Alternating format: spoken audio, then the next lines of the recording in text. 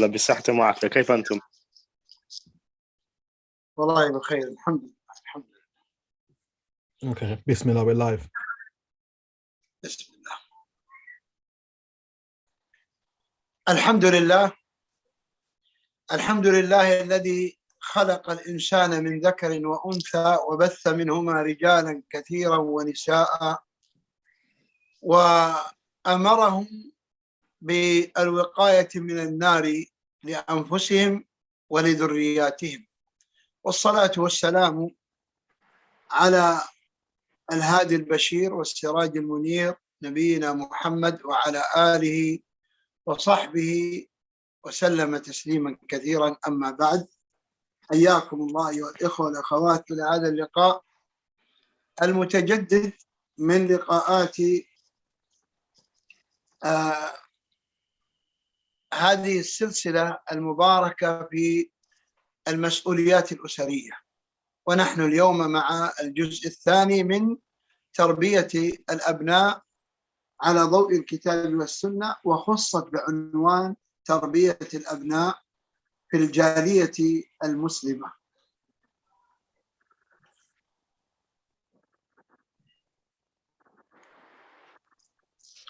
Indeed, all praises are due to Allah, the one who created man and woman, male and female, and from them both, the one who made their progeny come forward, and then he encouraged them to save themselves and their families from the fire. And may he shower peace, salutations and blessings upon the Prophet Muhammad and upon his noble companions and those who follow them to the day of resurrection. Welcome to another night of lectures in this series of lectures that we are giving that have a relationship or have a relevance to the family life. And tonight's lecture is a continuation of last week's lecture in raising the children in an Islamic manner. So how we can raise them and cultivate our young ones in an Islamic way.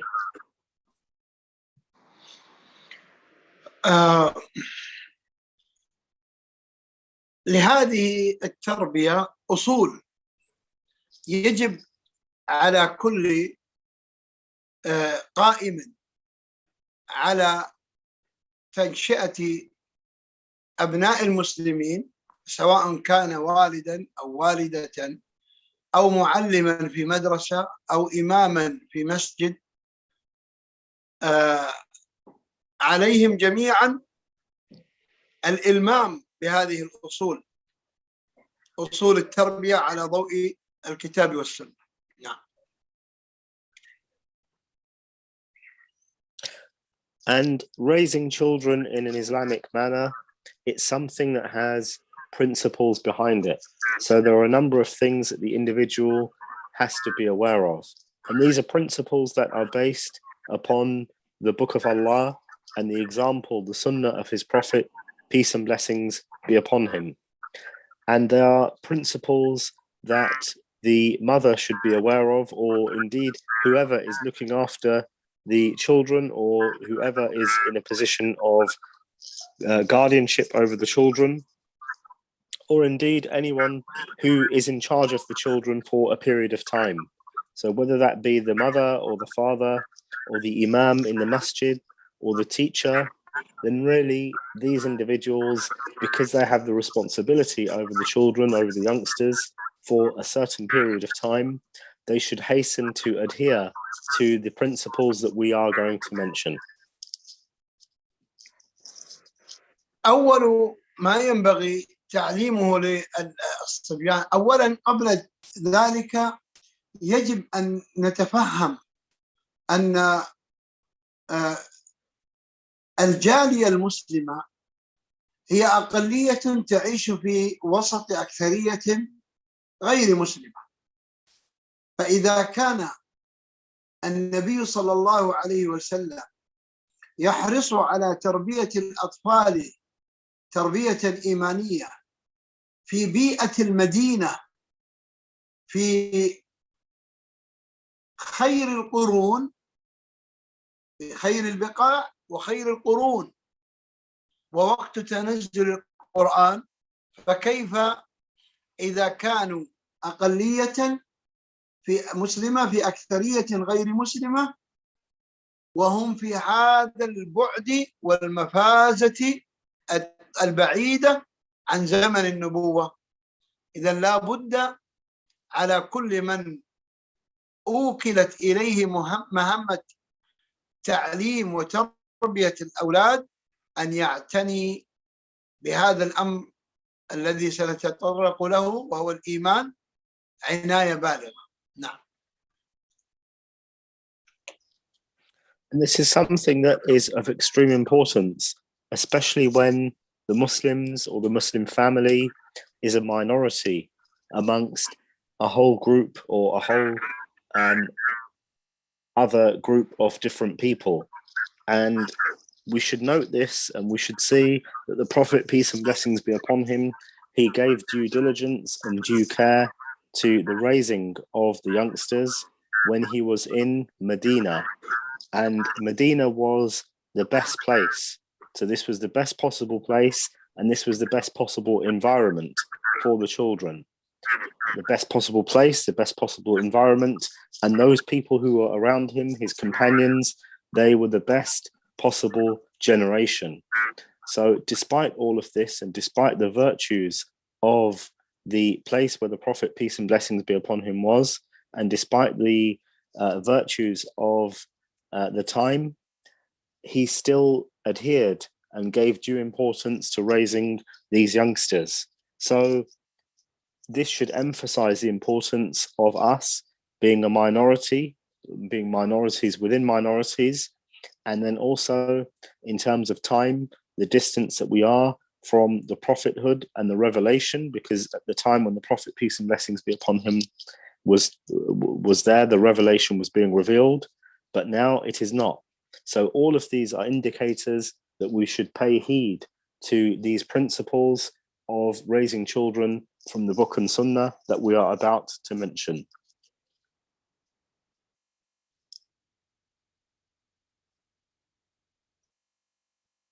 Oh, it looks like, have we lost Sheikh? I can see Tom. Just bear with me a second, he's just coming back in, inshallah. It's just battery, the situation with his battery in his phone, but he'll be with us shortly.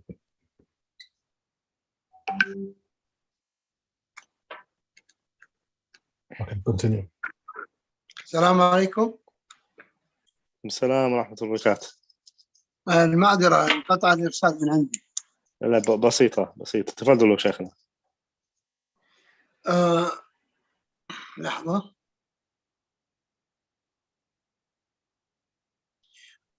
نعم. جاء في الحديث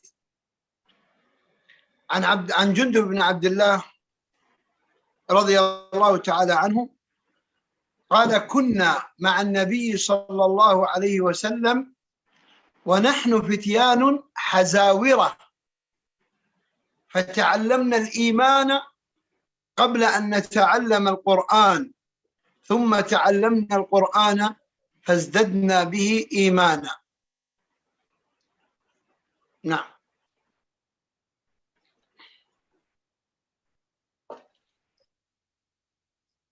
And it's been reported on the authority of the companion of the Prophet, peace and blessings be upon him, Jundub ibn Abdullah, who reported, may Allah be pleased with him, that we were with the Prophet, peace and blessings be upon him, while we were young, strong boys. We learned our faith before we learnt the Quran, and then we learnt the Quran, and it strengthened our faith. الصحابة رضوان. نعم. عفوا شيخنا تفضل. أقول هذا الحديث أخرجه الإمام ابن ماجه في سننه وصححه الألباني رحمهم الله جميعا. And the narration that we have mentioned has been reported by Imam Ibn Majah and graded authentic according to Sheikh Al-Albani, may Allah have mercy upon them all. لقد كان الصحابة رضوان الله عليهم يتعلمون الدين تدريجيا، وكان همهم تطبيق ما تعلموه أولا بأول، ثم ينتقلون إلى أمر آخر.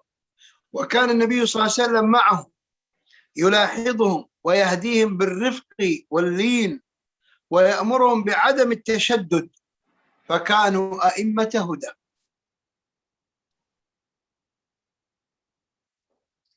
So we benefit from this, that the companions, they used to learn step by step and stage by stage. And the underlying importance behind their learning, or the emphasis behind their learning, was for them to act. And while they were doing this, the Prophet, peace and blessings be upon him, he would advise them and guide them in a way that was suitable, and he would order them and command them with ease and with a degree of gentleness. And due to this cultivation that he did, peace and blessings be upon him, those young men, they became imams of guidance. في هذا الحديث يقول جندب ابن عبد الله البجلي رضي الله عنه قال: كنا مع النبي صلى الله عليه وسلم ونحن فتيان حزاورة، وحزاورة جمع حزور، والحزور هو الغلام إذا اشتد وقوي وقارب البلوغ.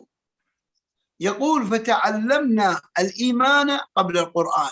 انظر إلى هذا، تعلمنا الإيمان قبل القرآن، وسنبين ذلك بالأمثلة من حياة الصحابة رضوان، من حياة النبي صلى الله عليه وسلم ومن حياة الصحابة رضوان الله عليهم. So going back to the narration that we have mentioned, and it's on the authority of Jundub ibn Abdullah al-Bajali, may Allah be pleased with him. He mentions in this that we were with the Prophet, peace and blessings be upon him, and we were young men who were strong. And this, the term used in Arabic, is a term that's used to refer to the young boy who's about to reach the age of puberty, or is about to reach the stage in their life of puberty, just before that. And he said, we learned faith before we learned the Quran. And this is something, this is a concept that we can take some examples from the lives of the companions, may Allah be pleased with them, and also from the life of the Prophet himself, peace and blessings be upon him. نعم.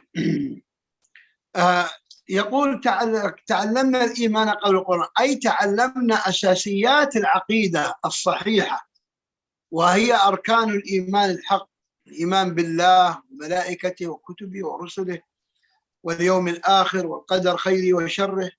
تعلموه وهم صغار، ثم بعد ذلك تعلموا القرآن فازداد عندهم الإيمان. نعم. So he explains that they learned faith before they learned the Quran. And when he says this, it means that they learned about the fundamental principles of the Islamic belief. So this means belief in Allah, belief in his angels, belief in his books, belief in his messengers, belief in the last day, and belief in Allah's divine decree, the good and the evil of it. So these being the pillars of the Islamic faith and the Islamic belief. So they learnt this, and then once they learnt this, then they learnt the Quran, and by this their faith increased. وفي رواية عبد الله بن عمر رضي الله عنهما عند الحاكم في المستدرك، يقول عبد الله بن عمر: لقد عشنا برهة من دهرنا وإن أحدنا يؤتى الإيمان قبل القرآن، وتنزل السورة على محمد صلى الله عليه وسلم فيتعلم حلالها وحرامها وما ينبغي أن يوقف عنده فيها كما تعلمون أنتم القرآن. ثم قال: لقد رأيت رجالا يؤتى أحدهم القرآن فيقرأ ما بين فاتحته إلى خاتمته ما يدري ما أمره ولا زاجره ولا ما ينبغي أن يوقف عنده منه، ينثره نثر الدقل وهو الرديء من التمر وما لا فائدة فيه.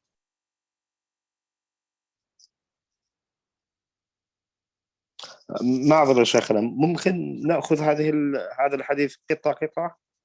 طيب، قال عبد الله بن عمر: لقد عشنا برهة من الدهر. So, on the authority of Abdullah ibn Umar, who said, indeed we lived for a period of time.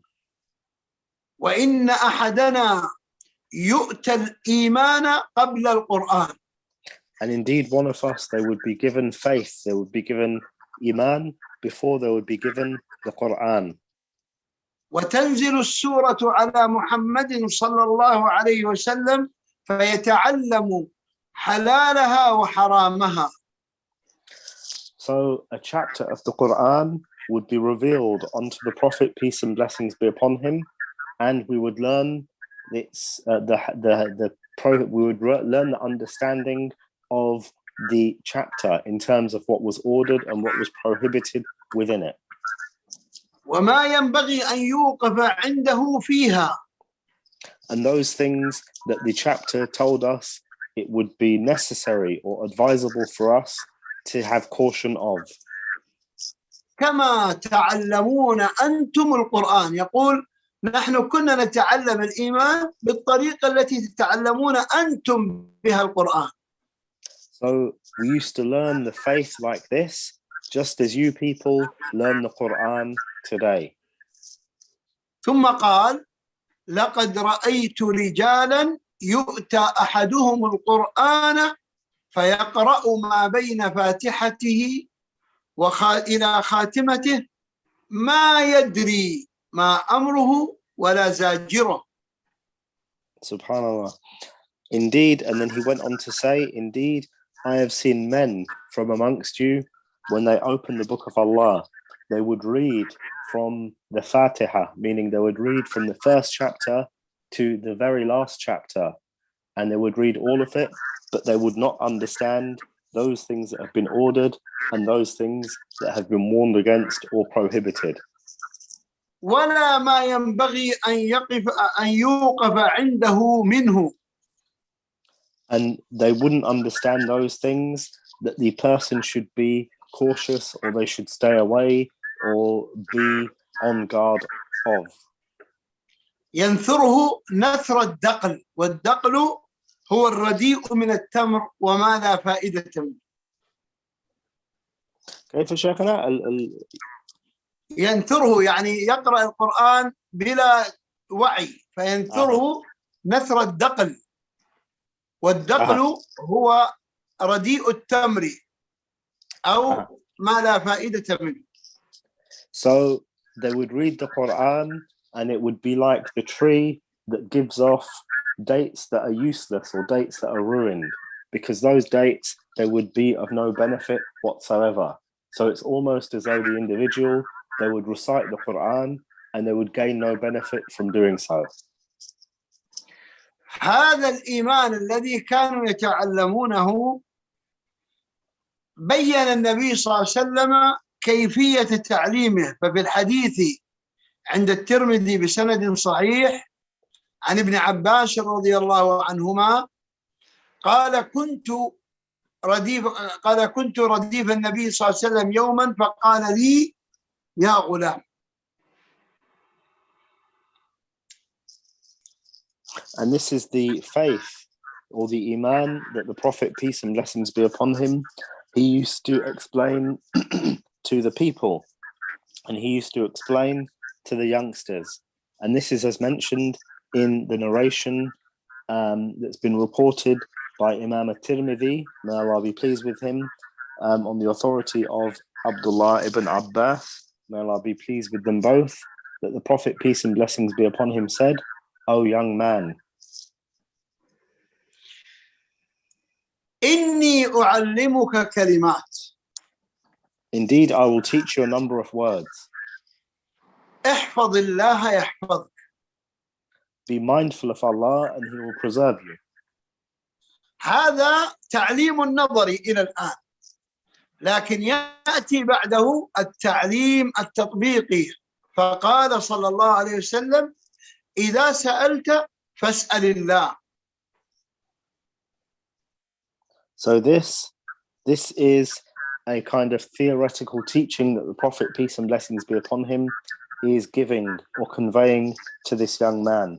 And then it is followed up by the teaching that is practical in its nature, where he said, peace and blessings be upon him, and when you ask, then ask of Allah. So this is a practicality that explains the theoretical concept that the Prophet, peace and blessings be upon him, explained. ثم قال: وإذا استعنت فاستعن بالله، أيضا تدريب عملي. And he also said, and when you seek aid in Allah. Again, this is a practical application of this belief.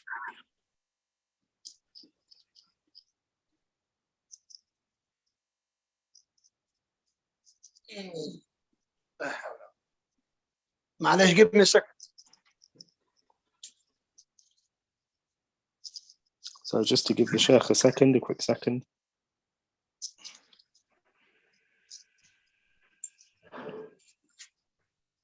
Maybe Abdul Hakim, maybe it's an opportunity to remind our listeners and viewers. أنا جيت فقط هو المكيف يصب الماء إلى الداخل فأبعدت. حياكم الله ما شاء الله. وعندنا الآن مدافع، الجو بارد عندنا. سبحان الله سبحان الله. وأقول النبي صلى الله عليه وسلم علمه نظريا ما الإيمان. قال: احفظ الله يحفظك. كيف أحفظ الله؟ قال: إذا سألت، وأنت لابد سائل، لأن الإنسان لا يقدر أن يقوم بأموره بنفسه، فلا بد أن يسأل. لذلك نرى كثير يسألون الأولياء ويسألون الكهان ويسألون السحرة ويسألون الأبراج ويسألون. لكن المؤمن الحق الذي تربى على الإيمان لا يسأل إلا الله. قال: وإذا سألت فاسأل الله.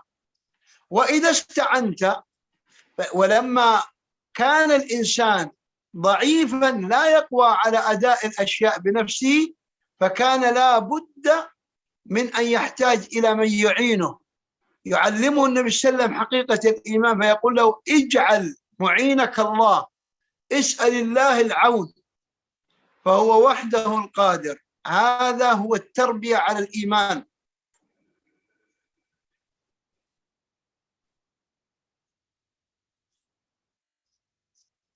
So the Prophet, peace and blessings be upon him, he went on.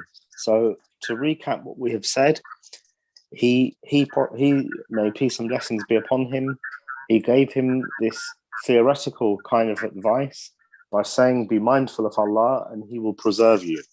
And then he explained, peace and blessings be upon him, the practicalities and the implications of this belief that the individual should have. So when you ask of Allah, and this is because it's incumbent or it's inevitable that the creation are going to ask because they have needs. And many of the people, they are unaware of this principle, or they're unaware of this concept of whom to ask. So they ask the awliya, the close friends of Allah, and they ask the soothsayers, they ask those people who are involved in magic, and they ask the stellar constellations. They ask so many things. But the believer, the one who believes in Allah, they only ask Allah the Most High. And then going back to the hadith, and when you seek help with Allah. And again, this goes back to the nature of people. that the people are weak and the people are in need of those who will support them and give them help.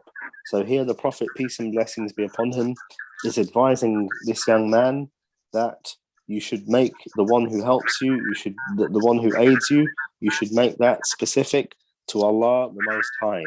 So here we see that this is a practical way of raising a child or a youngster upon Iman, upon faith, upon Islamic faith. ثم قال له مبينا لأنه سيرى بعض الناس يذهبون إلى الكهان وإلى السحرة وإلى المشعوذين وإلى من يظن بأنهم أولياء في قبورهم ويسألون ثم تقضى لهم حاجات. فأراد النبي صلى الله عليه وسلم أن بعد أن أسس له أنه لا يعطي إلا الله ولا يعين إلا الله، قال له: واعلم أن الأمة لو اجتمعوا على أن ينفعوك لم ينفعوك إلا بشيء قد كتبه الله لك، ولو اجتمعوا على أن يضروك لن يضروك إلا بشيء قد كتبه الله عليك. وهذا معناه أن الأمر كله بيد الله، فلا حاجة لك إلى الناس وإنما حاجتك إلى الله. فاجعل حاجتك إلى الله وأنزل حاجتك بالله ولا تستغني أبدا عن الله. اسأله جميع ما تحتاج مما دق وعظم، واستعن به في جميع أمرك مما تقدر عليه ومما لا تقدر عليه، فهو وحده القادر على كل شيء.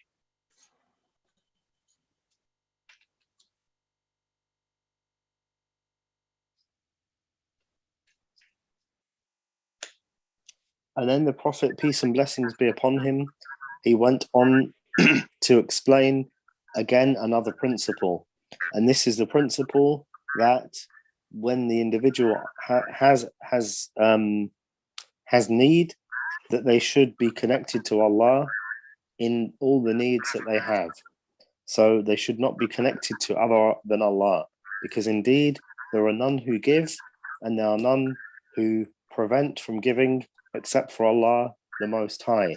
And he said to this young man, and no, indeed, if all of the nation were to have this one objective and were to gather to benefit you, they would never benefit you except through something that Allah had willed for you to benefit from. And similarly, if they were to gather to harm you, they would never be able to harm you except through something that Allah the Most High had willed for them to harm you with. So here, this is the meaning, or this means, and gives or shows that the individual, that everything is in Allah the Most High's hand. So the believer, they should have no real need for the people. Rather, their need should be with their Creator, with Allah, and they should not be over and above asking Him for their needs, whether they are big or small. And similarly, they should not be over and above, or they should not see themselves as not being in need for asking of Allah. And again, this is asking of Allah in those things that the individual is able to do and those things that the individual is unable to do.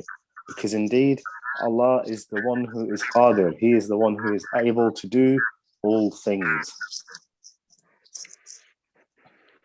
هذا التعليم ينبغي أن يتولاه كل مسؤول عن الفتيان وعن الصغار من أبوين ومعلمين وأئمة مساجد. لا بد أن يعتنوا بهذا ويهيئوا البيئة الصالحة لهذه التنشئة والجو الإيماني، وذلك بعدة أمور سنذكرها.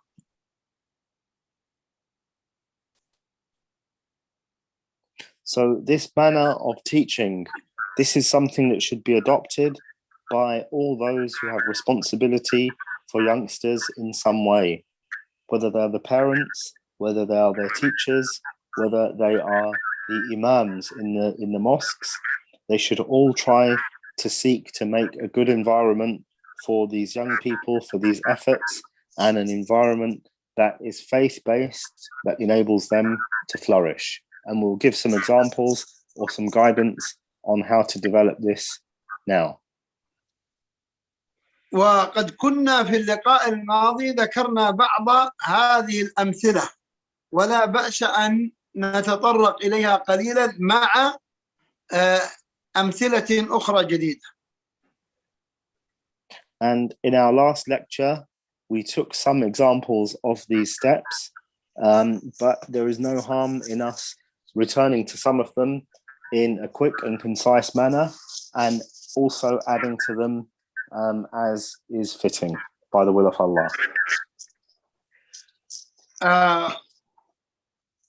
من ذلك ما ذكرناه في اللقاء الماضي من تعليم النبي صلى الله عليه وسلم للحسن بن علي وهو طفل صغير لما تناول تمرة في الطريق لم يعلم النبي صلى الله عليه وسلم إن كانت من تمر الصدقة أو كانت تمرة وقعت من شجرة، فقال له كخ كخ يعلمه، ثم كلمه كما يكلم الكبار، قال لعلها أن تكون من تمر الصدقة. وهذا لأن الحسن من آل بيت النبي صلى الله عليه وسلم، وآل بيت النبي صلى الله عليه وسلم لا تحل لهم الصدقة.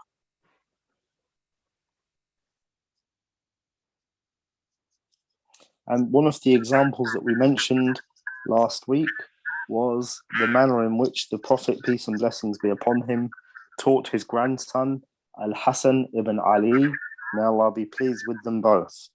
When Al-Hasan was small and he went to pick up a date that was on the floor, and the Prophet, peace and blessings be upon him, he said to him, stop, stop. So in a kind of gentle manner, he told him to stop, because it was a possibility that this date, it could have been charity that someone had given.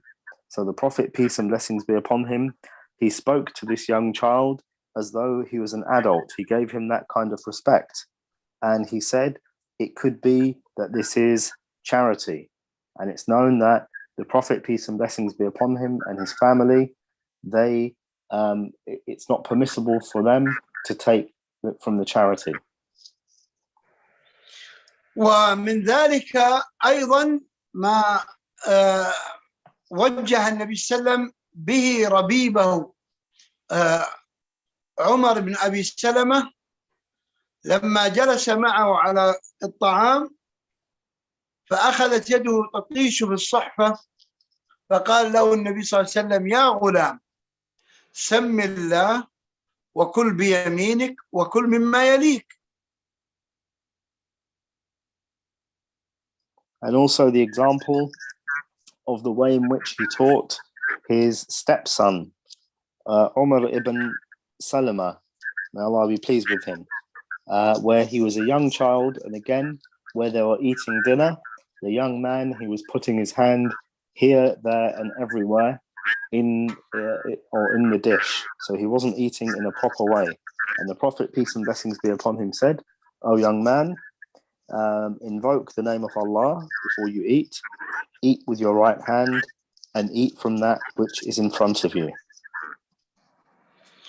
ومن هذه الأمثلة أيضا ما جرى من بعض الصحابة، فهذا ابن عمر رضي الله عنهما كان إذا وضع له الطعام أمر أبناءه أن يخرجوا يطلب له مسكينا يأتي يأكل معه، فإن لم يجدوا مسكينا يأكل معه قال لهم ارفعوا طعامكم لا حاجة لي فيه.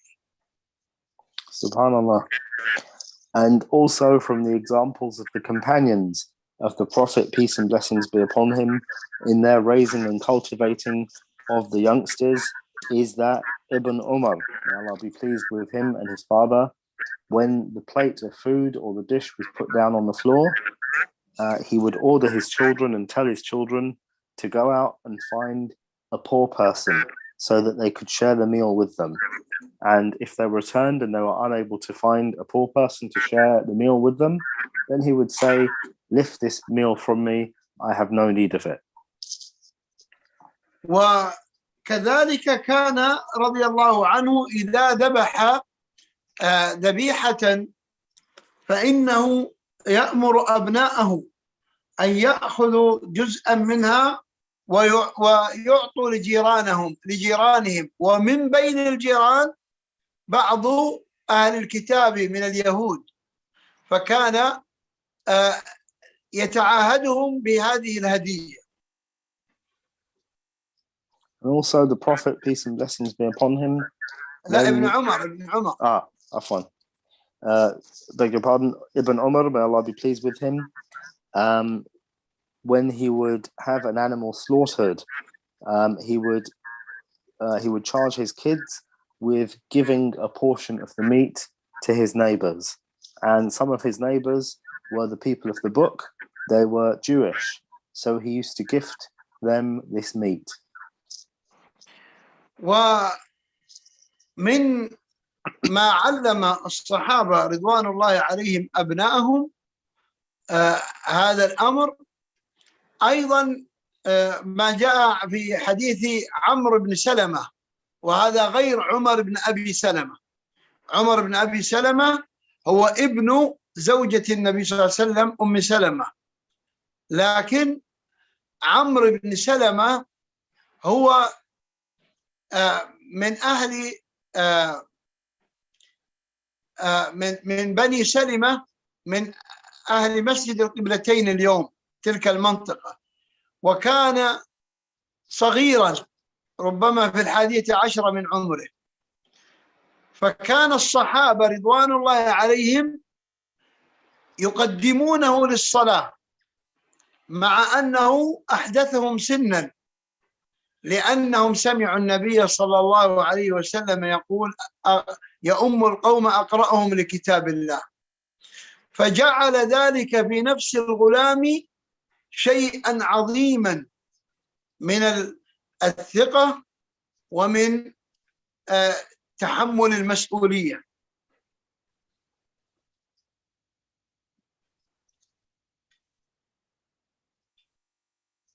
And another example from the companions of the Prophet, peace and blessings be upon him, how they would raise their children upon faith, was the example of Amr ibn Salama. And this is not Umar ibn Salama, ibn Abi Salama. This is a different one. So Umar ibn Abi Salama was the stepson of the Prophet, peace and blessings be upon him. And this was a companion who was from the tribe of Bani Salima. And he was from the people of the masjid of the Qiblatain.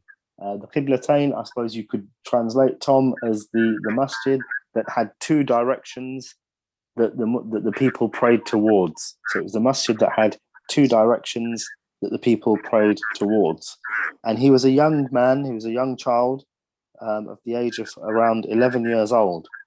And the companions who were around him, they used to put him forward to lead them in the prayer, despite his age. And this was because the Prophet, peace and blessings be upon him, said that indeed a people should be led in the prayer by the one who is most well versed in the book of Allah. So this was something, the fact that they put him forward in the prayer, it gave him confidence to grow, and he could feel the responsibility that was given to him, and he could also feel the trust that the elders had in him. والتعليم بالقدوة أيها الإخوة يتطلب عملا كبيرا وجهدا عظيما من المعلمين، سواء كانوا أولياء أمور أو أئمة مساجد أو مدرسين في المدارس. ومن ذلك أن يتمثلوا كل ما يريدون إيصاله للأولاد، فلا يخالف قولهم فعلهم، وإلا لا سبب عند الأطفال زعزعة. فإذا أرادوا أن يكون الأطفال صادقين فعليهم هم أنفسهم أن يكونوا صادقين، وإذا أرادوا من الأطفال أن يكونوا أوفياء فعليهم أن يوفوا بعهودهم وعقودهم، وإذا أرادوا من الأطفال أن يكونوا أمنا فعليهم ألا يأتوا الخيانة أبدا. هذه أمور يجب على الكبار أن يستحضروها ومثيلاتها، ولا أعني الحصر بهذا العدد الذي ذكرت، وإنما بكل خلق كريم يدعو إليه الإسلام يجب على القدوة أن يتمثله من أجل أن يشربه هذا الصغير عندما يسمعه توجيها ويراه تطبيقا، فينغرس ذلك في قلبه ولا يخرج منه أبدا، ولا يحيد هو عن هذا التوجيه الكريم. أسأل الله بمنه وكرمه أن يجعلنا قدوات صالحة لأبنائنا، وأن يجعل أبناءنا أبناء صالحين من بعدنا. والله تعالى أعلم، وصلى الله على نبينا محمد وعلى آله وصحبه.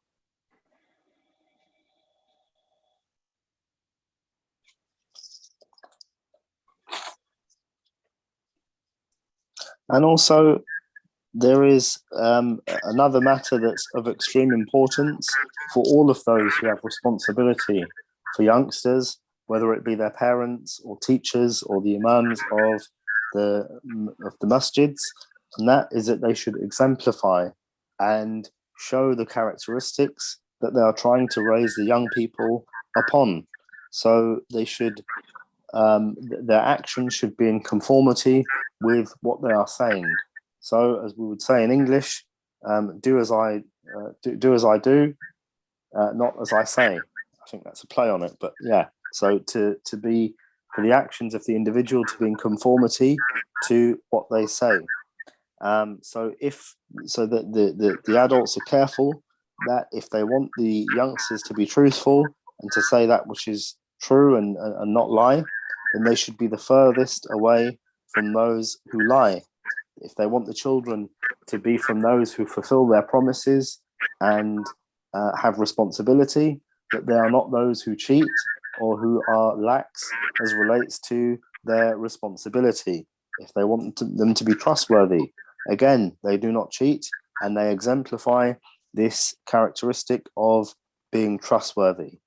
And this is not to say that these are the only characteristics, but all of those characteristics that are noble and that we want our children to have, the adults should exemplify them and put them on display as much as possible. And this is something that is obligatory upon them, because the child will then, they will hear you encouraging them to have this good character, and then they will see a practical implementation of it. So it will affect their hearts and it will sink into their hearts so that it will become part of their character. So you should be, those of you who have children under your responsibility, an example for them to follow. And I ask Allah the Most High to make us good examples for our youngsters and our children, and to make us not from those who deviate, and I ask Him to protect them and to make them not from those who deviate. And I ask Allah the Most High to make us from those who are good in raising our children, and may peace and salutations and blessings be showered upon the Prophet Muhammad, upon his family and companions. Jazakallah khair, okay. The saying was, do as I say, not as I do. But I'm sure that everyone understood what you meant. Yeah, I put a play because do as I say and do as I, not as I do. It means that you don't do as you say. So you're not actually being truthful, but you tell people to be truthful. Yeah, we understand. Jazakallah khair. Well, we have a few questions, if that's okay with the Sheikh. No. Yes? Okay, cool. One of them was that we have a problem in the community where many of the youth have boyfriends and girlfriends, this has become normal now, and to try and this has become normal.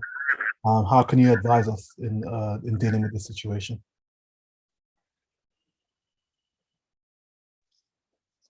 شيخ أذكر بالعربية.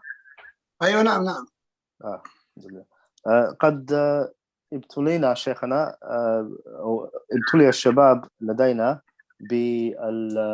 كيف أقول الأصدقاء، الصديق والصديقة، وصار هذا شيء عادي عندنا.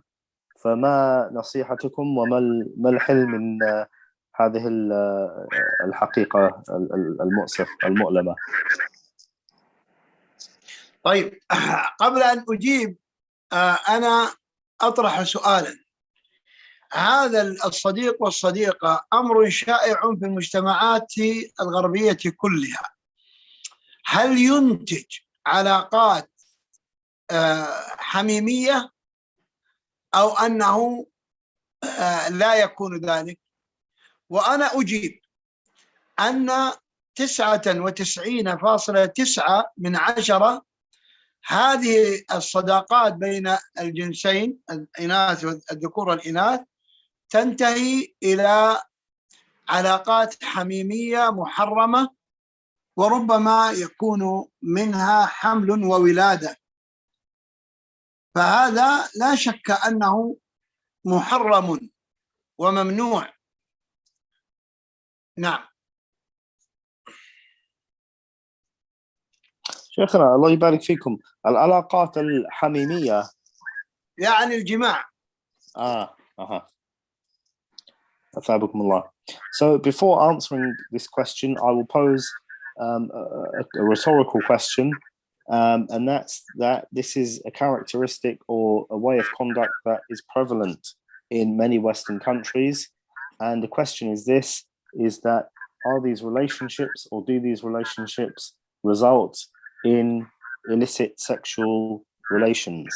And I will say that 9 out of 10, this is the case that they do, to the extent where these sexual relations will end up in pregnancies.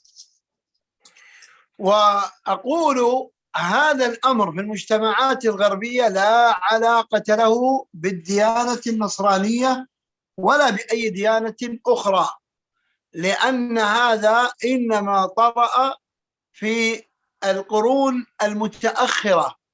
وأما القرون التي كانت الكنيسة فيها سائدة ولها كلمة، كان الفصل بين الجنسين سائد، وكانت العلاقات الحميمية لا تتم إلا في ضوء النكاح الذي تقيمه الكنيسة.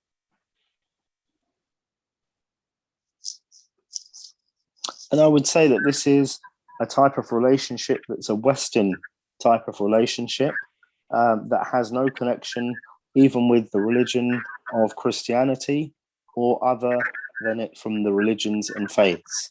But this is something that we can see that became more and more prevalent in the lands of the West in later generations or latter generations, where the influence, religious influence, waned.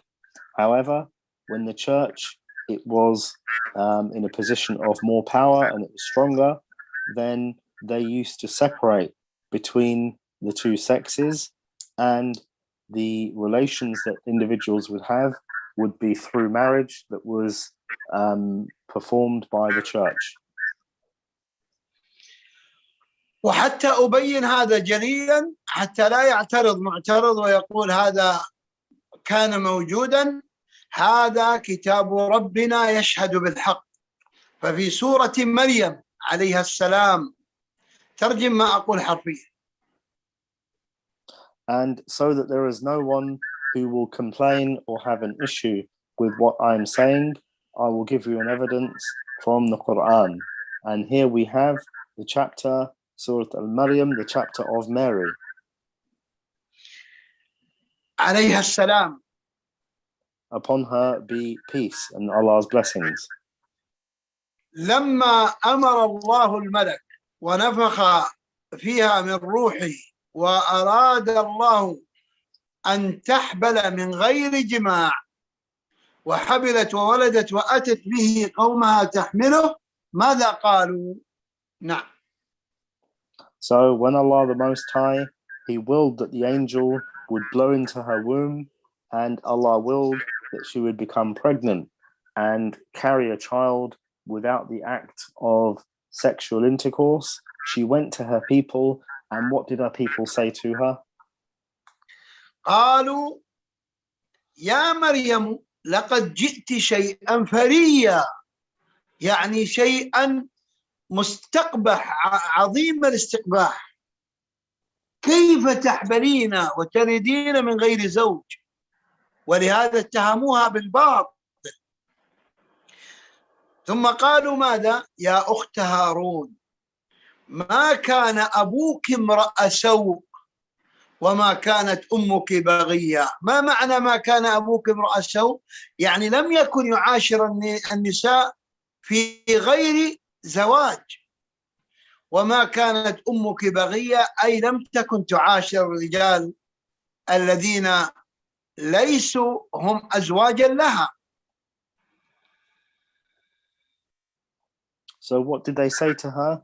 They said, indeed, O Maryam, indeed you have come with something that is base. You've come with something that's low, i.e. you have had a child outside of wedlock. And then they went on to say, O sister of Aaron, indeed your father, he wasn't an evil man. He wasn't a seedy man, meaning he wasn't one who would go, he wasn't a womanizer, and he wouldn't have illicit relations with women. And your mother, they said to her, she wasn't a baghiya, she wasn't a woman who would go with many men. She was a pure chaste woman. لماذا قالوا لمريم هذا الكلام؟ لأن العلاقة الحميمية خارج إطار الحياة الزوجية كان أمرا محرما وأمرا فظيعا عندهم. Why did they say this and emphasize this to Mary when she went to them? It's because the having relations outside of marriage and having children outside of marriage, it was something that was looked down upon, and it was a sin in their eyes as well. وكذلك اليهود في القصة التي ذكرها أهل الحديث عندما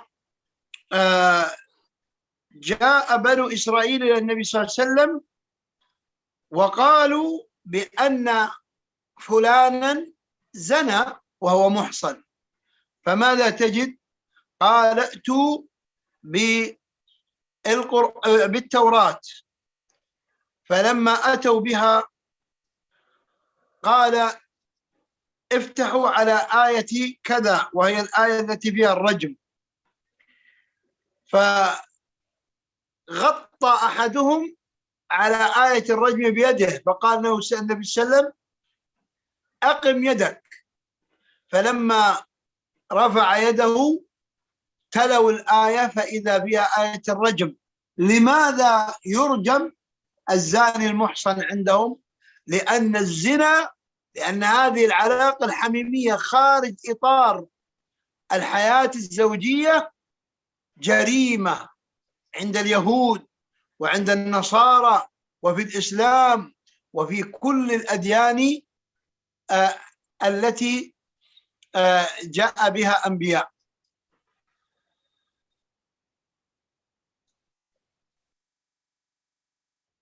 And we also see an example of where this act. عفوا الحديث متفق عليه من حديث عبد الله بن عمر.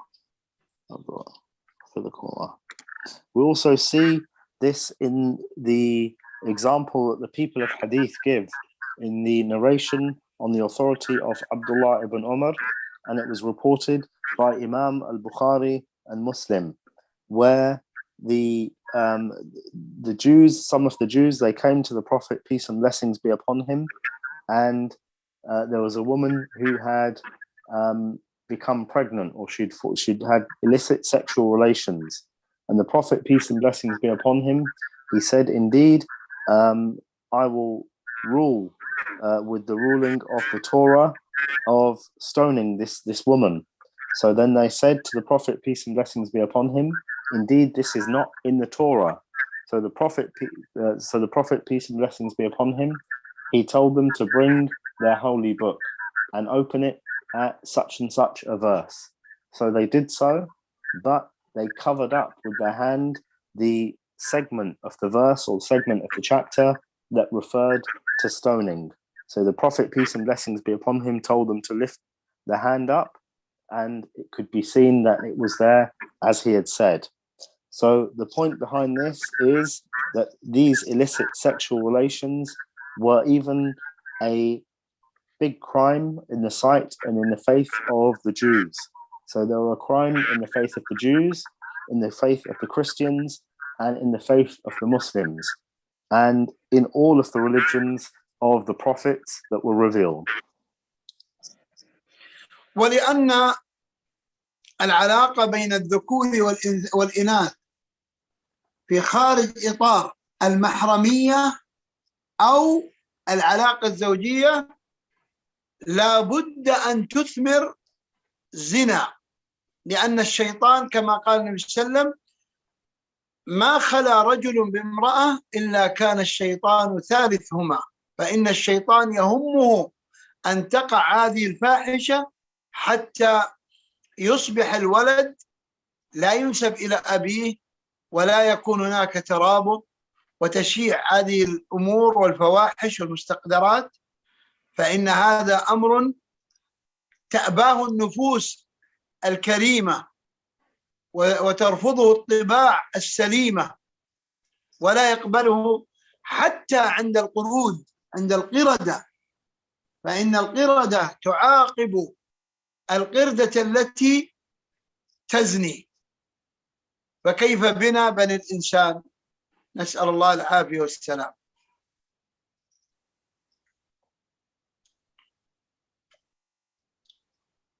So these relations that take place outside of the family ties and outside those of wedlock, they are relations between these relations. When I talk about them, I mean the relations between the two sexes. They are bound to end in illicit sexual relations, and that's because the Prophet, peace and blessings be upon him, said, indeed, a man is not alone with a woman except that Satan is the third, and the Satan, he will encourage them to have these illicit relations such that the child that will be born outside wedlock.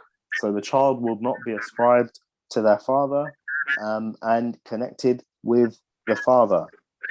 And this is something that all of the souls and the selves that have nobility and have shame, these are things that they will reject.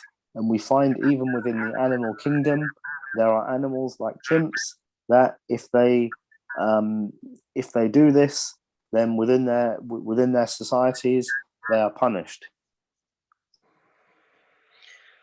ولعلنا نكتفي بهذا القدر لأن الوقت قد أزف وتجاوزنا الساعة.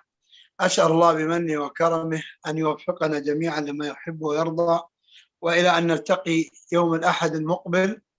أسأل الله أن يحفظني وإياكم من كل مكروه في دين أو دنيا، وأن يزيدنا من الإيمان والتقوى، والله أعلم، وصلى الله على نبينا محمد وعلى آله وصحبه. So we will stop there as we've just gone past the hour, and we'll continue next week. I ask Allah the Most High to lift from us all of those trials and tribulations that afflict us, and to increase us in our faith, and may He send and shower peace, salutations and blessings upon the Prophet Muhammad and upon his family and companions to the day of resurrection. أثابكم الله شيخنا, الله يبارك فيكم. جزاك الله خيرا شيخ. جزاك الله خيرا Akil. جزاك الله خيرا Tom. May Allah guide us all. I think next week inshallah, there's another question, but I think we can deal with it hopefully inshallah next week in regards to some women Muslim women who was asking whether they can undo their scarf because of their working situation where they're not married and they have responsibilities and they have to work, but to get by, they need to take the scarf off in the working, at work.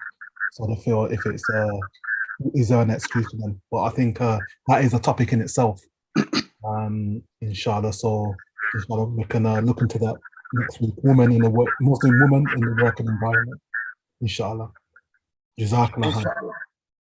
شكرا توم، شكرا عبد الحكيم، شكرا عقيل، جزاكم الله خير. السلام عليكم ورحمة الله وبركاته.